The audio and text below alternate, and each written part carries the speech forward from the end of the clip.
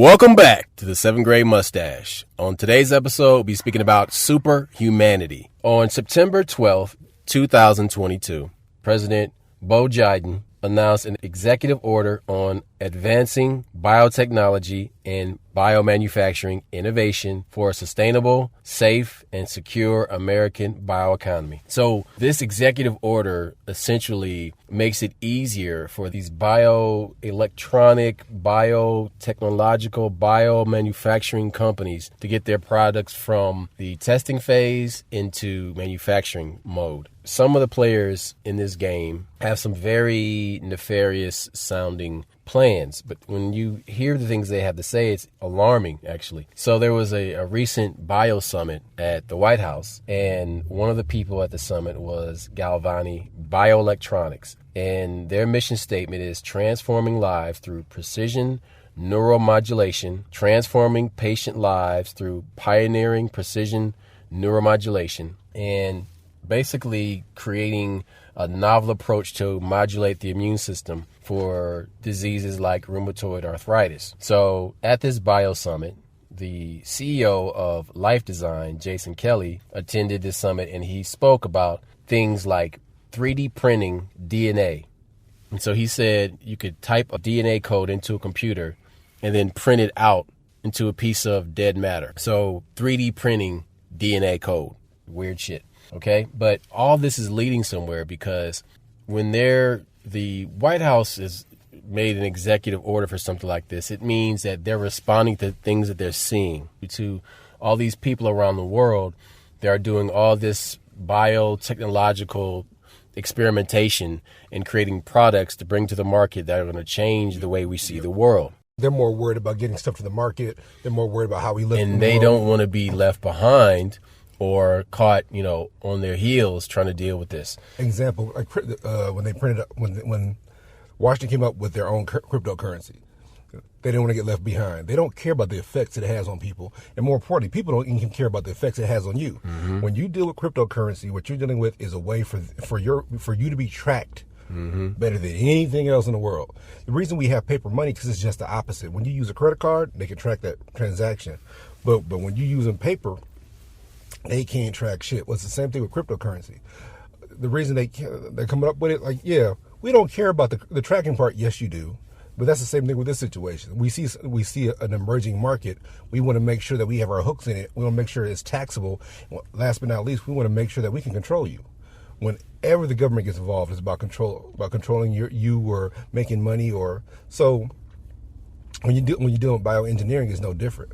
Right. So I started off this conversation talking about an executive order and the United States government's response to this, but this is based on things that are happening in war zones, because a lot of technology that we wind up using every day is tested on the battlefield. Case in point, on July 18th of this year, 2022, Newsweek printed an article. The headline is Russia claims Ukraine soldiers made into monsters by secret experiments. I thought it was the other way around. I thought Ukraine claimed it. Russia. Oh, so check this out. That's crazy. Hold on. So vice speakers of Russia's Federation Council and the State Duma, Konstantin Kozachev and Irina Yarovaya, made statements after a regular meeting of the Parliament's commission that was created in March to probe the activities of American biological laboratories of the Ukrainian territory. So there's these biolabs that everybody's been talking about that are in the Ukraine. What's crazy is that some of these were started by Russians. So it's not just Ukrainians. See, that's okay. I read a similar article. It was the flip side where the Ukrainians say the Russians are doing the experiment. Yeah. But nobody wants to take the blame for this, for creating these super soldiers. Well, how about this? How do we know what side they are on? So according to Kozachev and Yarovoya, the blood analysis of Ukrainian servicemen showed that they had been subjected to secret experiments, which transformed them into the most cruel monsters, quote unquote. Kozachev claimed that the experiments were conducted on Ukrainian soldiers, and these experiments have given these soldiers extremely dangerous diseases, and these experiments were carried out in the Ukrainian territory. Basically, Kozachev said the blood samples taken from Ukrainian soldiers showed several different diseases, and the content of these blood tests revealed that these diseases were several times higher than the permissible forms. So Yerovora then said the blood analysis found traces of drugs, hepatitis A, the West Nile virus, which causes the West Nile fever, as well as other concoctions and cocktails. There's no way they could have contracted those diseases normally, because either they'd be dead by now. Yeah. But hold on. They're in Ukraine in a cold area. West Nile virus can't live up there. Not just that. They would be too sick to fight. Mm-hmm. See, so when you see diseases that are this concentration or this level, the person should have been dead, or they should be incapacitated. They should not be able to fight. But so also what's going on is if you happen to capture this person is a dirty bomb. Waiting to happen. If this motherfucker bites you or dies on your side of the line, you clean it up. So literally these people are carriers.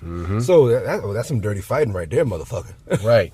So with all this stuff that's going on behind the scenes, so it's weird, man, because it seems like with each war that the superpowers are involved in, it becomes more and more supernatural. Okay. Hold on, let me finish this point. Check this out. See, because if you go back to World War II, starting with there, really. Everything came from World War II. Our whole society is based on World War II. Correct. But the Thule Society was the money behind the Nazi Party. Now, the Nazis did get some money from Prescott Bush, of course, but their foundation of their funding came from German aristocrats who had occult leanings, right? So you have Hitler, who is dabbling heavily in the occult. A lot. Not just shit we know about, shit we don't know about. A lot of Asian shit and all that kind of stuff. Look, the Thule Society, basically, they're saying that they're the Nephilim, that they're the children of fallen angels, they're demons and shit. So look that shit up. Right. But my point that I'm making is that in World War II, there was all this occult stuff going on in the background, right? And all these experiments happening on people. Dr. Joseph Mengele was doing all these crazy experiments on people.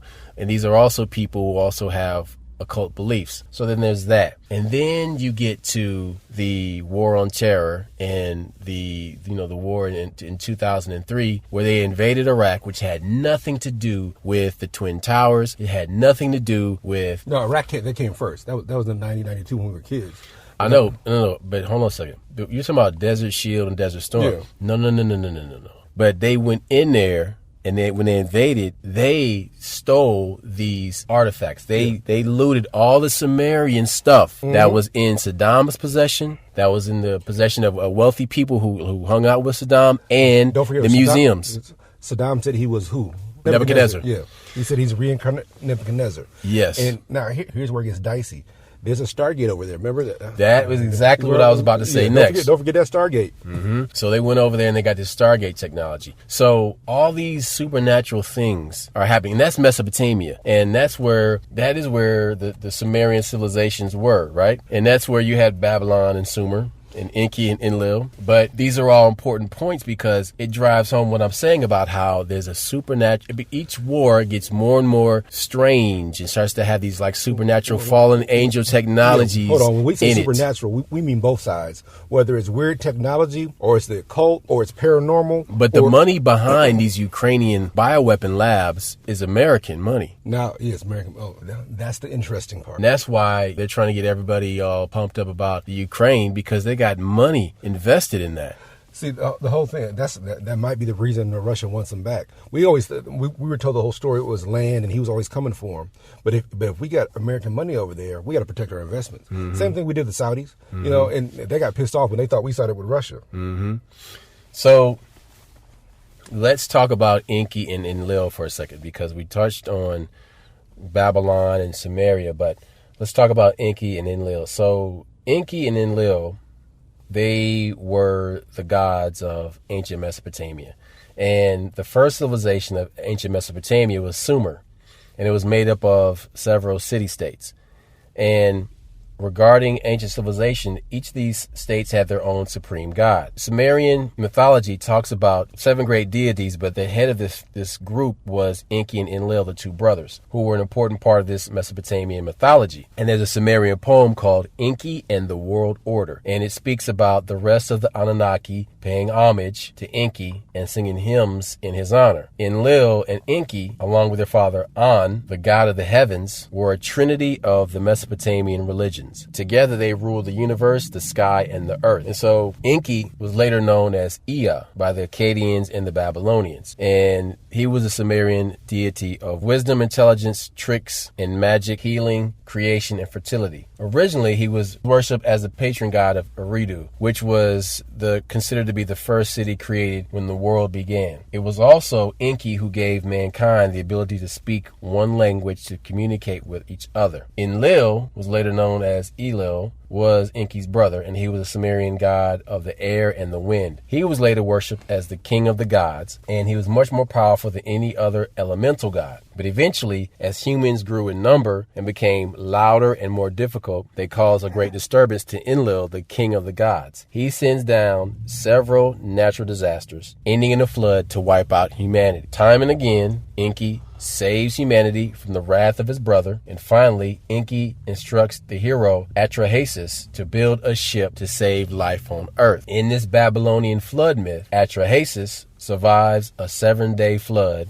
and performs sacrifices to appease Enlil and the other gods after the flood. Enki explains his reasons for saving Atrahasis and shows what a good man he is. So they're pleased by this, and the gods agree to repopulate the world with human beings, but with certain conditions. Humans will never again be given the opportunity to grow too far or too large in their number, and the gods will make sure that they die by natural means before they run over the earth. So in these civilizations, as they became more and more intelligent, they began to experiment with genetics. And that's why in ancient Sumerian and Babylonian hieroglyphics and imagery, you see these weird hybrid chimera animals. The other thing that people don't realize in the Bible, Genesis, where it talks about the Nephilim, that the sons of God saw the daughters of man, thought they were beautiful. Pay attention, because it also talks about, I forgot the word they use, is coupling with animals. Yeah, those angels were having sex with animals also. That's why you used to see them weird animal hybrids. Crazy shit, but look that shit up.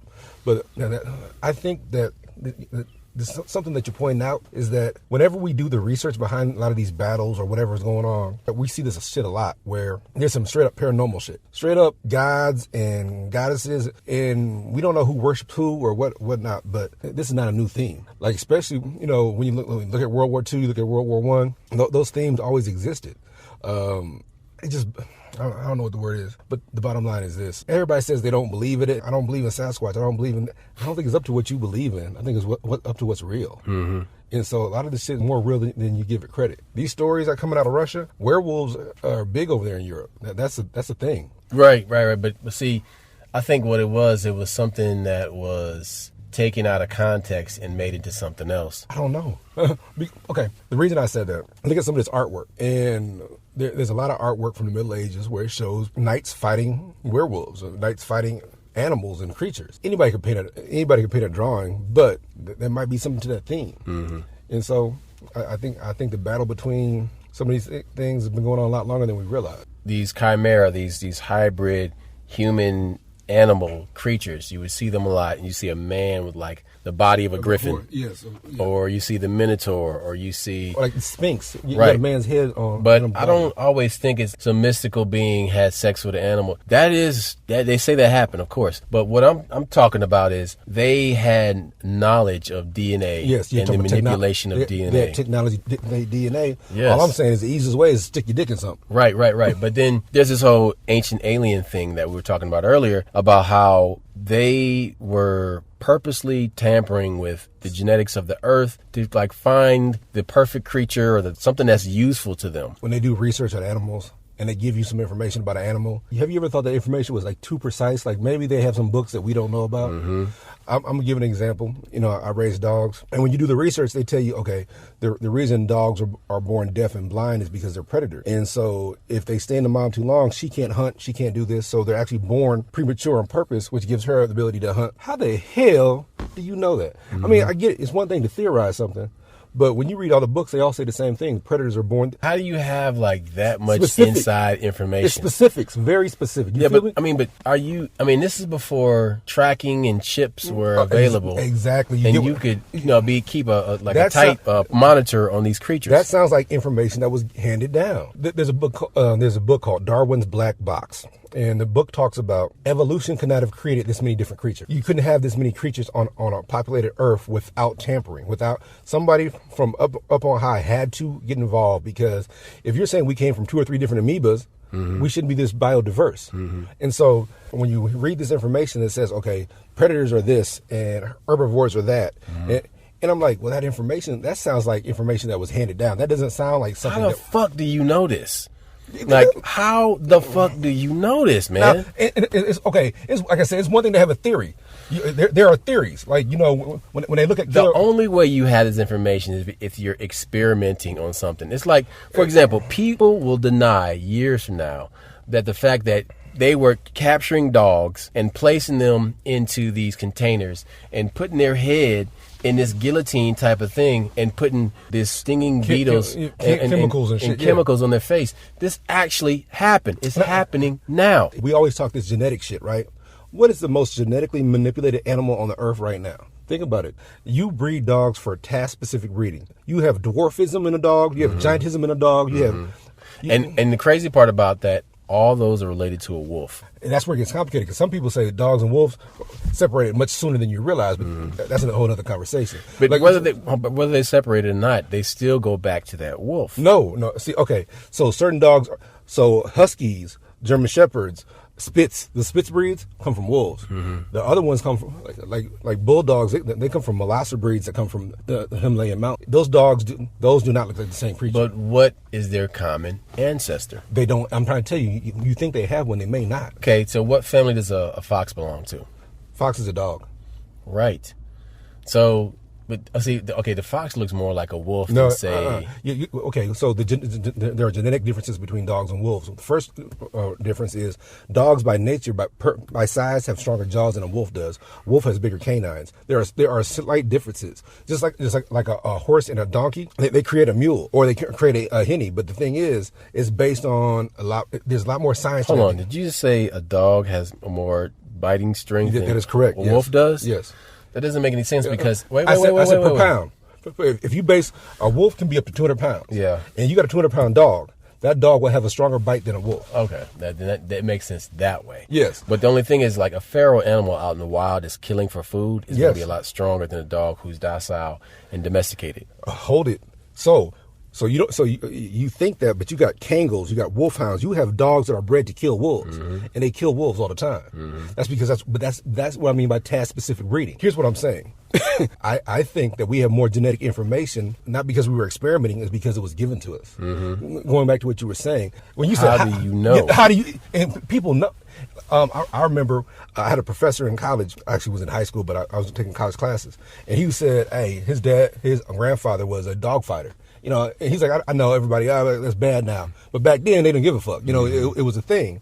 And he said, there's certain dogs you don't mix. He said, you don't mix a pit with a boxer. You don't mix this with that. And we're like, why? He said, because it doesn't give you what you think is genetic depression.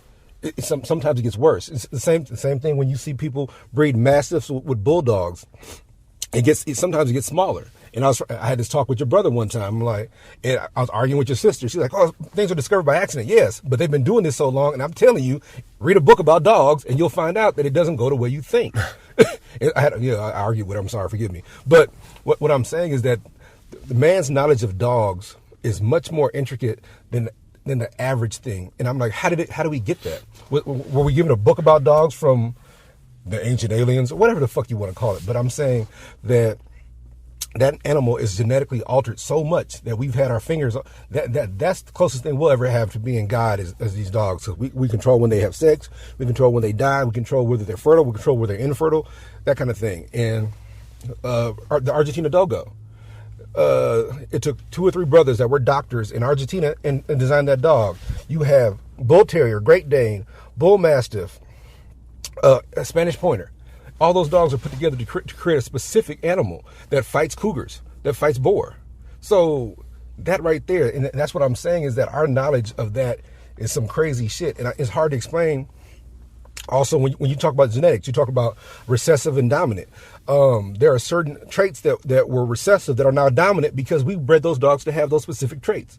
Again, like you said, our knowledge of genetics, I get it. What you're saying is not angels may not have came down and started fucking. Hold on a second. But the topic of this show is superhumanity, and superhumanity being the uberhuman, the ultimate human. And I think the problem is that people shortchange themselves. Oh. And they don't understand that it's not that someone is a superhuman. They're just the maximum. They're a human who doesn't have a governor on their potential. I remember you had talked about a long time ago changing your DNA. Like people think changing your DNA is some hard shit. Mm-hmm. Yeah. Yes. Okay. So, and what this is from is a study that's done on DNA, and is a part of the DNA chain, and it's made up of these things called retrotransposons. So everybody has retrotransposons in their DNA code. And they say that this DNA becomes liquid, or it changes position when you meditate, when you enact your third eye. All right. This is something we can talk about, because remember we were all into the X-Men, stuff like that. And you would often hear in the X-Men that it says the male passes the mutation, the mutant gene, and it doesn't come from the mother. And it's strange because from the gifts that I have, it's more in line with the stories that my father would talk about, as opposed to what my mother would talk about. That's based on people, but some deep shit. Like, for instance, male pattern baldness, mother or father? Who's it come from? No. See, no, it comes from your father's side. No, it does not. Yes, it does. Listen. Wait. The way it goes is like, if you want to know if you're going to be bald-headed, look at the scalp of your father's mother. That's how you know. So, like I said, so you agree with me then? Male pattern baldness is a trait carried by the mother. It's carried by the mother, not the father. So your father might be bald, you won't. But that's not a mutation.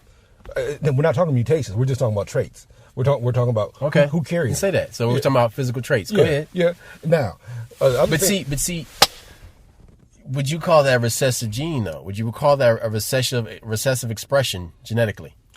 That's a good. Oh, that's a tough one. Recessive can become dominant if enough people, carry it. But you would need both people to carry that trait. I think it is recessive because it's not directly passed on. It's something, think about what we just said. It comes from your father's mother. It doesn't come from your mother's father. No. What if it comes from your mother?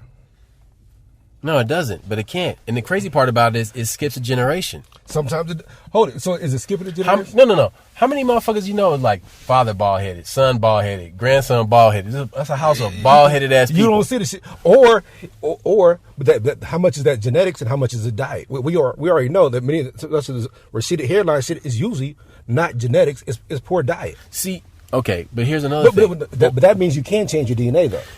Bottom line. Exactly where I'm going with this. Bottom line, you can change your DNA. So then the thing is, okay, cool. So say you got some shitty ass genes, you were dealt a fucking shitty hand. It's like, how do I make sure my offspring sets it off and has a good life after me? So then I have to eat right, I have to exercise, I can't drink, I can't smoke, I can't do all these things that are warping my DNA. I can't sleep next to a router. Pick the right bitch. How about that part? No. There's that part. That part. But yes, 100%. Because then your mate, you got to make sure your mate doesn't have all this stuff. So then, hold on. Now you start to sound like a fucking eugenicist. That's the problem. It's because this is a fine line between I don't want ugly kids, or I'm a eugenicist and I hate all you motherfuckers. But there's two huge factors in your DNA and you being strong. And one, diet. Mm-hmm. Two, struggle. Mm-hmm. Exercise, yeah. No, not just struggle. Look, hey, you Nazis out there, you eugenicists, you were so worried about making the master race, you already did it when you made slavery, you dumb motherfucker. Right. So these people are in a struggle state. Mm-hmm. Not getting food all the time. Mm-hmm. Having to work really hard makes you stronger. Mm-hmm. Also makes you smarter. And you have less fat on your body. Period. But in fact, they think high blood pressure in black people is a product of what? Oh, the food. No, not at all. Genetics? Nope. What? It became genetic, excuse me. But from slavery. See, high blood pressure came from slavery? When you work in the sun, your body has to retain salt. Because you sweat, you lose it. So what happens when your body starts to retain it because of slavery? Because you're having to work hard in the sun. So your body retains salt. Sounds like bullshit. No, it retains sodium and potassium. And so it retains that, but guess what? No, you lose sodium because you're sweating and you lose the salts. Yes, but you are correct. But because we had to fix that, your body began to genetically fix it. Now, when you consume salt, you get high blood pressure because you're not out there. You're working. Not stressed. You're not working out. Yes, you're not sweating as much. You're not living by the sweat of your brow. Yeah, you don't have to sweat 13, 14 hours a day. Because if you're sweating 13, 14 hours a day, that salt you consume would sweat out. So instead, which is probably why the enslaved Africans that went to these sugarcane plantations in Louisiana only lived 7 fucking years. If they lived. But now, here's the other part when I talk about changing DNA. You had sent me a video years ago about this crazy white boy who he had this DNA thing. It had all this DNA, and he would change. He has a little slit in his back of his hand. He was literally changing his DNA, taking DNA that they know does this, and putting it in the back of his hand. And they said over time he would get the trait that he wanted. Now, do I know if it's true? Don't know. But all I know is that changing your DNA is not as hard as people think. No, you don't need that Frankenstein shit where you got 2 electrodes behind you electrocuting. Okay, but see, let's follow this a little bit further. So if you are doing this and you're doing this on a personal level, then it seems like you get much further than a whole society of people who, like Enki and Enlil, were making noise and became a nuisance. Well, okay. That is they listen. If it's a bunch of people doing it, you're making the block hot. No. Just the opposite. It's complicated because we are limited by what we do to people because we have a conscience. But what happens when you're in a society that doesn't have a conscience, which is white racism, white supremacy? Those things don't have a conscience. So Sodom and Gomorrah. So they have the ability to remove the limiter because instead you were talking physical limiter. I'm talking about moral limiter. I'm talking about when you don't give a fuck about your subject. When you don't give a fuck about your dogs, or you don't give a fuck about this, when you don't give a fuck about what you're experimenting on, it gives you the ability. Look. Here's an example. We grew up watching G.I. Joe and Cobra. Now G.I. Joes couldn't do certain things, but Cobra didn't have those. They were just unbridled. Like I remember, man, their pilots are surgically altered, so the inner ear shunt. Yeah. So that's the whole point. So when you're dealing with people who don't have that limiter, that moral limiter, you can get a lot of shit done. Unfortunately, your subjects are fucked off in the game, but it's the same thing when they were talking about that. It creates more chaos, but you get a lot of shit done. Don't know if it's chaos or not, but the information. Now, here's the question: is the information valid, or is it information? One example: remember, was it Mengele that used to experiment on twins? So they got all these Jewish people in the concentration camps. So what he would do is he would experiment on the twins because you got 2 genetic copies, 2 identical twins are genetic copies. So he would starve one and feed the other one. See what the difference. See what the difference was. Right. He would torture one, and just because he had 2 people that were genetically the same, and I could sit here and watch. Okay, what's happening with this person? So what's happening with this person? What's happening with that person? Does this make a difference? So, like I said, I think we're talking about physical limiters, but you're also talking about moral limiters. When somebody doesn't have something stopping them, they do all kinds of crazy experiments. Yeah, and we see this shit all the time. How many of these serial killers? You know what? Shit, once they start killing folks, it's hard to stop. That's because for whatever reason, whatever is holding them back left. So I think that our limitations are more about morality. Yeah, hey man, I just ain't gonna do that shit. And then it is about physical limitations, because whenever you see these people. Now, here's the crazy part. Just because you have experiments and you're doing shit doesn't mean that shit's going to yield anything. Remember, old boy, they tried to get the dolphin to talk, tried to teach the dolphins how to talk? You remember what happened? Oh, girls started fucking the dolphins? Yeah, that shit. Oh, yeah. Okay, I got you. You're talking about Lily. Yeah. His name was Lily. He was I think some type of scientist or something. Look, there were 2 scientists. One was he worked with chimps. The other one worked with dolphins. Once they realized dolphins had this big brain, we might be able to teach a dolphin to talk. And so they tried to do it. Well, the one guy who was legitimate, he's like, man, this is getting weird, and he backed away from the shit. But so they had this dolphin that was a juvenile male that worked with this female who was an intern who didn't get paid. Oh, so she was a dolphin pedophile. Yeah, so she started working with the dolphin, but the dolphin had a short attention span. So she realized if I jerk him off, he'll pay attention. So she started jerking the dolphin off. Then she moved the dolphin into her house. Like the house was like full of water, and she started doing the dolphin. Well, they lost their funding when they did it for like 15 years and they didn't get any results. So the poor dolphin committed suicide. So you don't have this chick jerking you off anymore. They put you in a building. He just decides to stop breathing. breathing. Look, that's my. I'm not gonna breathe no more. Fuck this shit. Look, I'm out. Look, what I'm saying is that people literally do this shit when they don't. And did they have any real results? See, that's the question. You know, when you do these experiments, are you really gaining information? What maybe if they had tried to translate the dolphin language and translate it instead of trying to force a dolphin to say human words, but go listen to the tapes. Sometimes the dolphins they were learning some of the words, but did they know what they meant? Right. Yeah, but that's the crazy part. That's not fun. So going back to altering your own DNA, you do it when you meditate. You do it when you use your diet, your six senses. But also, there's people who are put in these stressful situations who have to do something heroic. Yes. In a moment's notice. And everybody knows the famous story about the woman picking the car up off her child. Yep. And then there were some girls in the Midwest somewhere picked a tractor up off their father. This thing weighed like, a ton or some shit like that. And you hear about these people engaging they're removing the divider between the right brain and left brain, or they're accessing their higher self and they're moving their conscious mind out the way to perform this act that was not normally possible. Hang on. Desire because we keep telling ourselves the sky is blue, the sky is blue, the sky is blue, the sky is blue. We keep telling ourselves that gravity's holding you down, gravity's holding you down. We're brainwashed at such an early age. Dude, all right. I told this story before many shows ago, but I went to Italy and I was working on a documentary, and while I was there, I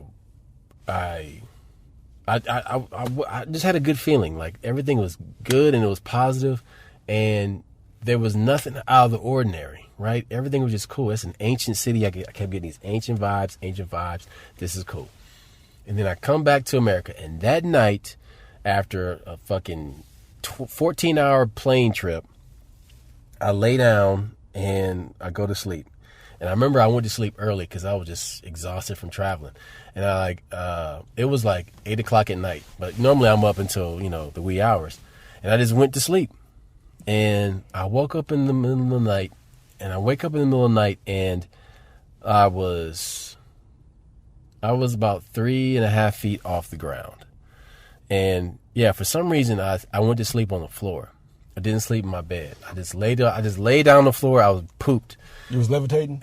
And I was off the ground, and I stuck my arm out. And my fingers just barely grabbed the carpet, and I pulled myself back down to the ground. Out-of-body experience or physical? This was physical, because I could feel myself grabbing the carpet.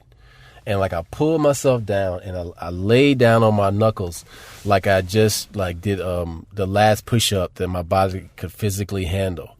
And I just laid on my knuckles for a second, then I rolled over my back and I thought about that. I remember we had to talk about that, about the yogis in India. But hold on, this was activated subconsciously.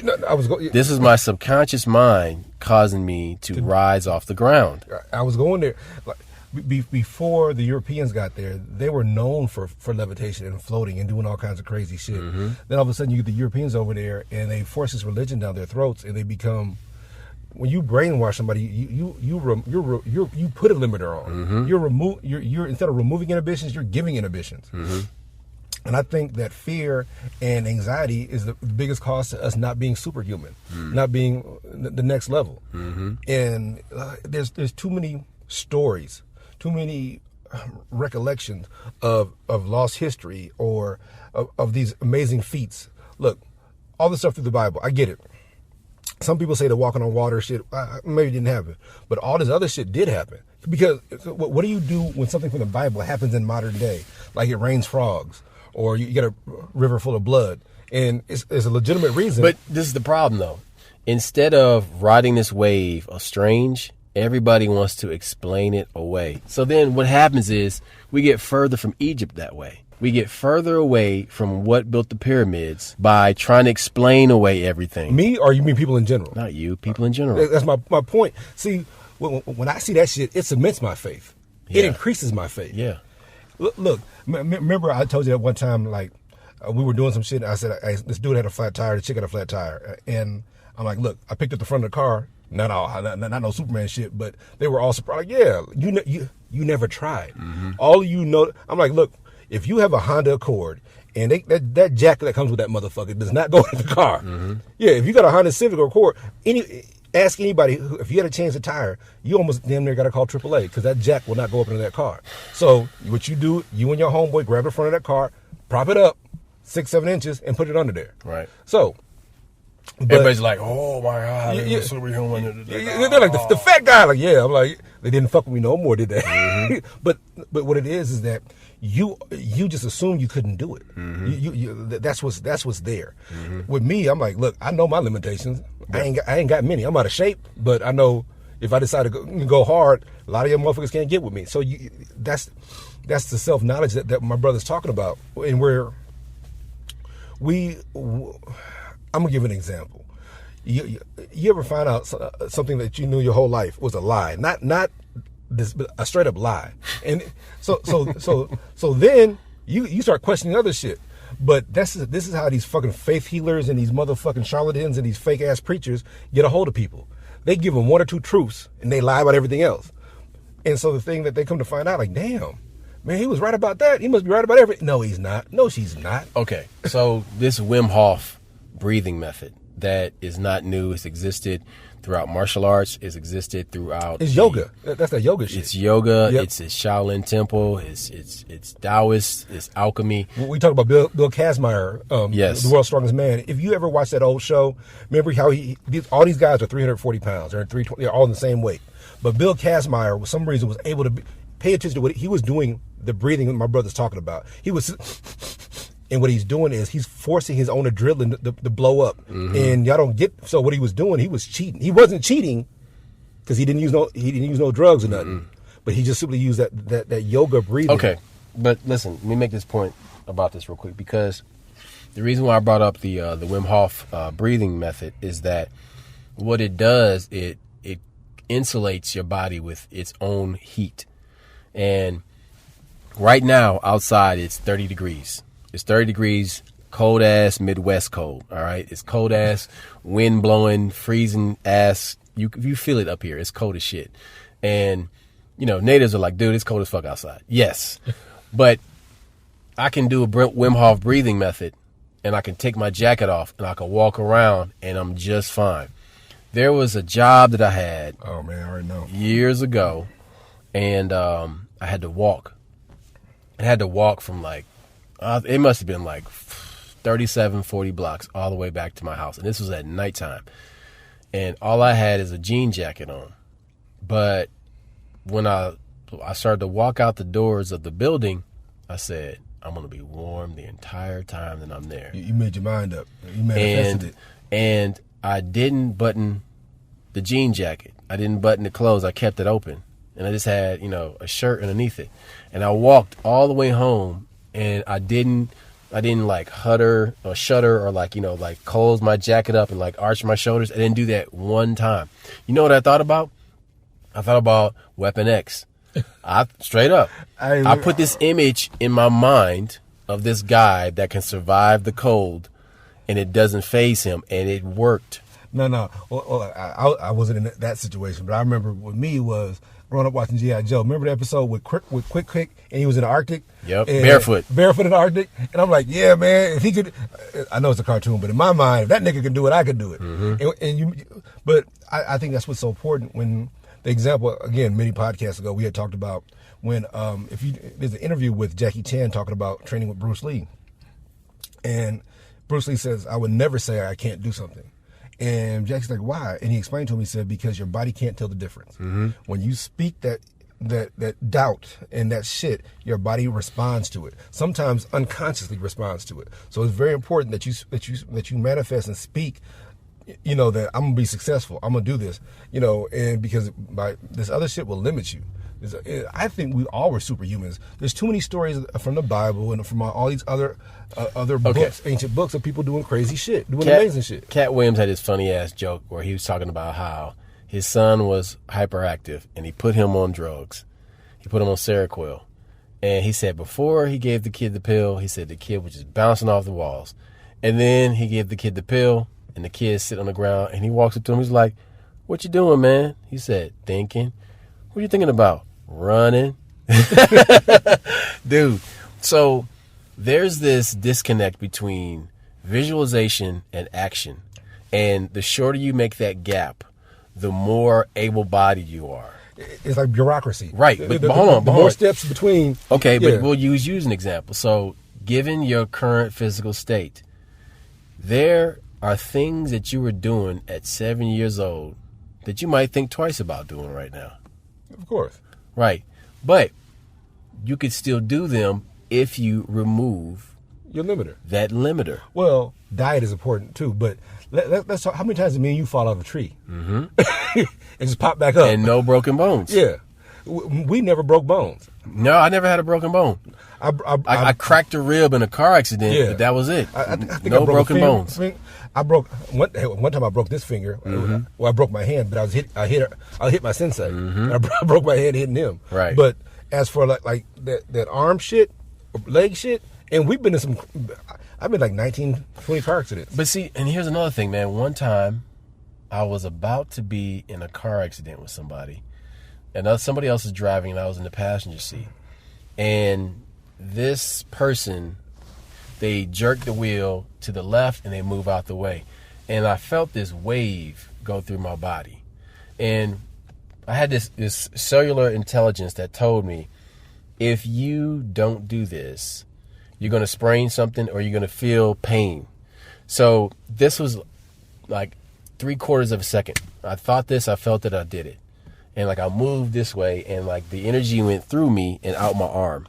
Look, I told you about that woman that shook my hand and made my dick hard. Yeah. Okay. And it wasn't because like, oh, you're so attractive. No, there was an energy transfer. It's not lust. She sent it down my arm straight to my penis. Oh, okay. Hold on. So, I want table that. Go back to the hyperactive kid. Mm-hmm. There's a study out right now. They're talking about one of the worst things for hyperactivity is rubber sole shoes. Do you know why? Because walking barefooted, that energy is released into the earth. Mm-hmm. So a lot of these hyperactive kids, if they were outside playing in the field, mm-hmm. barefooted, they wouldn't be hyperactive because they're connecting to the earth. Their energy gets released. Grounding. The grounding. Very good. Mm-hmm. Now, let's talk about my car accident. So, you know this. I was doing 65. I rolled over on the interstate. And whenever I tell people the accident, they think I'm joking because it all happened like in a second. Mm-hmm. But you also know I'm an asshole. Mm-hmm. So I'm driving. I see somebody else swerve, and I make fun of it, like, hey, that bitch can't drive. Well, she loses control, swerves right into me, come 3 lanes of traffic, hits me, and I instantly start praying, like, Father, have a please. I start praying immediately. And I start feeling change and stuff hit me in the face because the car is rolling over. And so, but the whole time I'm praying, like, man, please don't let me die. Was it in slow motion? It was normal. How about this? Mm-hmm. You know that shit took 2 seconds, but it was normal. I was in it. My time was like a time pocket. The time I was experiencing, I'm thinking, oh shit, I got 2 guns in the car. Oh shit, I'm rolling. Okay, fuck it. So when you're assessing the situation. Yes, seconds. But now we know like the accident might have been 30 seconds at the most. But I'm thinking like, okay, I'm going on the side. It's change. Why is change hitting me in the face? Why are these quarters hitting me? Okay, that's because I'm rolling. So what do I do next? Okay, as soon as the car comes to move, get yourself out the seat. Once it stops, okay, I'm stopped. I'm safe. I do a quick assessment, but I was praying the whole time, like, please, Father in heaven, Father. So it's like literally, whatever power I was praying to or whatever. I'm trying to tell you, when the cop got there, the first thing he said, man, I just knew there'd be bodies strewn everywhere. How come you okay? I'm like, yeah, shit. I just prayed about it. Yeah. And then I said, hey, that guy over there, he just stole my GPS. Go get him. So, all right, Wayne Gretzky is known for slowing down the puck when he would play hockey. Barry Bonds, same way with the fastball. Right, but that's what I'm saying. Like when you're slowing it down, So that is you being outside of time for a second. That is you accessing something that is in the ether realm. That's it. What do Japanese call it? What's oneness of spirit, or they call it something No else? mind. No, yeah, like literally, it's not react. It's I don't want to call it reaction because that lessens it. It's just you. Your focus is so great that there's only you and your objective. There's nothing else. So Right. Look, Kanye said that shit the other day. He's like, look, we were born superhumans. They brainwash you into thinking that you're not. Right. Now, I'm not saying Kanye's a genius, but I'm saying that we are bombarded with these different things. Everything from cartoons to TV shows and news and everything else that you can't do, or you shouldn't do, or this. You are so sure that you can't, that it doesn't even enter your mind. Check this out. You ever looked at a map, and you had to be somewhere at a certain time, and there's something in between you and that distance. Now that something may be a vehicle, or it just may be your body and that distance. Have you ever looked at the time and said, "I can make it there"? No matter all the what? time. Yeah. What do you think that is? I don't That's know. okay. I don't know about that. So arrogance. Wait. But see, okay, up until now, everything we've been talking about is related to propelling the body through space, or manipulating the body, or accessing different realms. So what I'm talking about is accessing the space around you. Yeah, folding it. Yeah, folding that space. Now, you may be doing this slightly, or it may be an extreme fold. It may be a slight bend. But by in Wing Chun, we know that the fastest way between 2 points is a straight line punch. So that is what you're doing essentially when you're telling yourself, I can close this distance and get there faster than normal. How about this? When we were kids, we used to play before school. Do you remember it being hot or cold? Wait, say what? Before school, remember Fondell? It'd be freezing. It'd be like less than 30 degrees because they used to make us play outside. Yeah. Do you remember being cold? Dude, listen. Not really. Is that because you're a dumb kid or because... No. Exactly. We knew what the cold was because we're from the Midwest. We knew it. But I'm just simply saying, like, we were busy playing. And we didn't want to go in that school building We were on some Wim Hof shit. Exactly. We were already... And the thing is, we know this for a fact. Children from infancy all the way to like 8 or 9... Where's your coat? How come you're outside without a coat on? They're operating at a genius level. And all the things we did as children are the things that we have to retrain our brains to do now. And that's what nobody's seeing. Like literally, your ability to pick up shit we ain't supposed to. How many times we walked and ran miles? Dude, I remember vividly being in gym class, Mr. Catania's gym class, and Can't stand you. yeah, exactly. But I remember being so powered up with energy. There was this space blanket of energy around my body, and I could feel it. Like it's like it was 2 feet off my body in every direction, and it was like I was inside this egg of hot energy. And dude, like I felt myself just radiating. Okay, there's this old National Geographic documentary about the human body, right?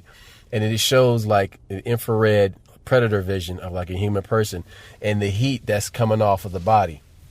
And it's weird because when I was at the vet recently, we had to put the cat down. The doctor, she used this term, she said electric signals to the heart. And I'm like, oh, okay, so you actually acknowledge the fact that there's electricity being generated by the body. And all this has me thinking about plasma or levels of energy, because these UFOs that people are seeing, these Tic Tacs, these things are actually may be plasma, right? And people in certain paranormal situations recall seeing ectoplasm, meaning from plasma, because plasma is the fourth state of matter. Yep. And this is around us all the time. Energy. I got one for you. Check this out. Hold on. And then in this conversation that I had with this astrophysicist 2 months ago, he was talking about how there's a plasma drive that they're using for propulsion. That's being run off the fourth state of matter. So my question is, do things start getting creepy when you're working with plasma? Well, God damn it. I hate talking to you because you got to have 4 or 5 fucking conversations at once. You dickhead. Hey, man, I'm just spinning turntables, dog. You know what I'm saying? The movie, My Science Project, was based on that. Remember they had a plasma drive, and what it did was it propelled them through time. Well, the reason that we talk about the Glocken Bell, the bell. Yep, we talk about that. But the funny thing on the Joe Rogan podcast, when he talks to Bob Lazar, one of the things he said was, so they're talking about these crashed spacecraft. He said they all weren't crashed. We found some. We found intact. No, where they find them? India, at an archaeological site. Vimanas. Yeah, they. When I say this, the government, whoever these people are, they found a couple that were at archaeological sites as if they were left there. Mm-hmm. So that's second. You were in 5th grade? Were we in class together? Yes. We were in 5th grade together. Yes. Are you sure? Yes. Okay, I knew. Okay, bottom line. Remember the teacher, Miss Ruff, came. She had a lamb's heart, and she came to class, and she was showing us how this heart worked. Mm-hmm. Well, she showed us the inside of it. She puts it back together, and then she washes it off because she's going to put it away and put it back in the. So she washes it. It starts pumping. When the water hits it, it's just pumping on its own. Mm-hmm. And they said, "Oh yeah, that's just nerves." That does not add the fuck up. So we accept that, and we don't investigate further. God damn it! So if what you're saying is true, this thing is disconnected. Where's the energy source to make it pump? Number one, that means it has internal energy, because you're saying cellular. I don't know, but see, that's the thing though, because there's a field that the cells generate, or maybe you got the energy from the water itself, and we don't know some shit. Maybe. Maybe. So you got to stop limiting yourself, because we see miracles all the fucking time, and we don't realize. Instead of explaining them away, how do I don't want to use the word monetize. How do I use that to benefit everybody? All I know is that when she ran the water over this, she was at the sink, boys and girls bathrooms over here, and the girl, it pumped. And I'm like, and I see the thing, it pumps on its own. She's like, yeah, it's nerves. No. If you just sever a hand right there and the hand is wiggling, that's nerves. But you mean to tell me that heart has been in some formaldehyde for the past 15 years and it still pumps? Where is it getting the energy from? Right. Who? No. Yeah, you like you said, they're so quick. They give us like, oh, nerves, that makes sense, and you back off. Okay, so in the type of meditation alchemy that I practice, they talk about there's different levels of chi. And one of them is what they call prenatal chi. And there's different levels of energy, right? And so they also describe the soul and spirit as being two different things. And so when there's different levels of energy, there's different qualities or like distribution systems of this energy, but they still interact and move within the same field. So this is all very interesting, because the thing that is animating that heart is a type of energy that sustains life, but is not necessarily conscious. Whatever it is, it's some special shit. Also, but it also goes back to remember when we talked about before. Water has intelligence. I don't know where that water in that pipe came from. Maybe that water has some intelligence. Maybe that water came from, and it connected with a molecule it's familiar with, and did some crazy. There are so many different things that we dismiss because we're told that is not. Don't think about that. We have built-in distractions, so we don't get further than we are. How come every time somebody invents a car that runs on water, they get killed? Right, because they're getting too closer to what people will see as something that disrupts reality. That's a disruptor. They don't want disruptors. It's like they were talking about Inky and Enlil, and these humans that get too loud and become too boisterous, and it's like, hey, you are messing up the program. Well, we got a good thing here. Look, one of the things we talked about off the air was that we're also going to electric cars. Why? And currently, the foot to build an electric car is way dirtier than building a regular car right now. Number one, but there's literally not enough resources on the earth to make batteries for every single person to have an electric car right now.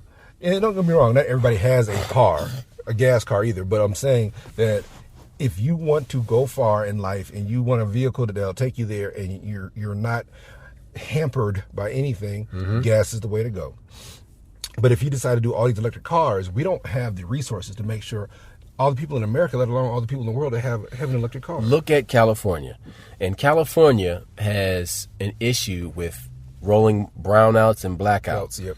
And they've been telling people not to charge their electric cars. Oh, so you're telling people they can't go anywhere and they're stuck in their neighborhoods, in their homes, and they can't leave. Oh, so that just sounds like another type of lockdown.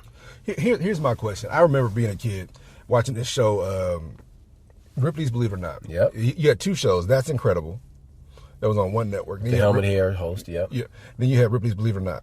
And one of the things I remember on Ripley's Believe It or Not is they had a generator that charged that got electricity from waves. Yeah. So literally they had something where the waves would come in and it would go up and down and pump the generator and create. How come we ain't got that shit everywhere? How come California ain't using that shit now? Because it would take the money away from PP and Evil, who controls the electricity, who controls their power system, and the Department of Energy would be pissed off because you're messing up the program. Right now, if you say you have a river, I was thinking about, hey man, let me build like a settlement in Africa, right? So I'm thinking like, let's build a settlement in Africa where we got like 25 houses on two sides of a river. You do realize they have you can have a personal generator from a river where the river spins the generator and it supplies electricity to the house. I'm like, why don't we create that where we got self-sustained area, we got water, we got electricity. What the fuck else do we need? This is the problem. Everybody wants a one-size-fits-all solution. Oh, okay, and I dig that. The problem is that everybody wants to use gasoline for everything, or they want to use coal for everything, or nuclear for everything, or this for everything. There are different tools that require different power sources. Look, I get it, but all I'm simply saying is that obviously for that heart to pump after so many years, it's getting electricity from someplace, right? Right. Bottom line. So that means that when you hear Nikola Tesla talk about that field is out there or whatever, like literally, you've seen where these rattlesnakes get their head cut off and they still bite somebody. Mm-hmm. You know what I'm saying? Obviously, there's electricity somewhere. Or the example that I saw recently, and we had talked about it on another podcast, was they cut the leg off a salamander, it grows back. They cut the leg of a frog, it doesn't grow back. But if they cut the leg off that frog and they put an electric charge through that frog, that leg grows back. Mm-hmm. So you mean to tell me that they can't grow other limbs for us right now? Because the problem with that is if they did that, then this medical industry that we know and love so much be out of business. That's my point, my nigga. Look, if you can control growing a finger back, because like I said, I get it. That frog is not a human being, but I'm sure that there's some technology out there. No, but if humans have all this similar DNA, if we can adapt that shit, motherfucker. No. if a human embryo and a fish embryo and an amphibian embryo all look the same at a certain stage, that means we have similar DNA. That means that, okay, this quote-unquote junk DNA that you don't want me paying attention to may actually have some limited use when I need it. Or you activate that DNA when you need to. Look, so, again, you don't wear snow boots every day of the year. But one of these days, you're going to need some fucking snow boots. The point my brother is making is you don't need the same thing for a catch-all for every situation. Very true. But how about this? We talked about this on the past podcast, too. Y'all go back and check. So, the big deal is, what's that goddamn DNA? The T cells, right? Mm-hmm. So, if you wanted your own T cells, where would you go get them from? Bone marrow. No, you're born with T cells that you can use right now. Yeah. No. Yeah, in your bone marrow. No. Your umbilical cord. Oh, you're talking about your belly button? Yeah. I'm talking about when your umbilical cord falls off, there are certain societies that would save them. Oh, yeah. But people look at that. No, it's not. That if you ever needed a copy of your original DNA, you got it sitting right motherfucking there. All right. So that's what they've been doing with this stem cell gene therapy stuff. But nobody knows to put your umbilical cord in the freezer. Now, if you have a kid in 2022, for sure, save that. But they talk about the money. But if this is your son or your daughter, can you use some of that DNA because your DNA is in that? Well, sometimes you can. So, prime example, the diabetes. One of the treatments they have for diabetes over in Israel is they'll get T cells from the pancreas of your full sister. It has to be a full sister. Mm-hmm. And they put those T cells in your pancreas. It jumpstarts it. Mm-hmm. That's how a lot of the motherfuckers get cured of diabetes. Why not a brother? I can't answer that. All I know is that it has to come from a female. It has to do with the genes, and the mutant gene goes from the male. Well, the males are mutants, females are dominant. Blah blah blah. Who cares? But look. What I'm saying is that we got enough gene technology right now. Going back to the umbilical cord, there were societies, ancient societies, that kept the umbilical cord for such a reason. They talk about them niggas on Easter Island weren't into that shit. Mm-hmm. They said they used to save the umbilical cords. I don't know enough about that. Mm-hmm. The Moais and the heads and shit, mm-hmm. they were supposed to be big into the umbilical cord. All I'm trying to tell you is that when you were born, you have a copy of your DNA that should be saved. Because what happens later on if you need some DNA that was uncorrupted by your diet or uncorrupted by the damn HV waves or whatever waves are. Right. Yeah, because you're literally by microwaves all the time. Your DNA is being altered by your environment. Mm-hmm. So if you needed a solid copy of that shit, mm-hmm. so that umbilical cord would have it. Yep.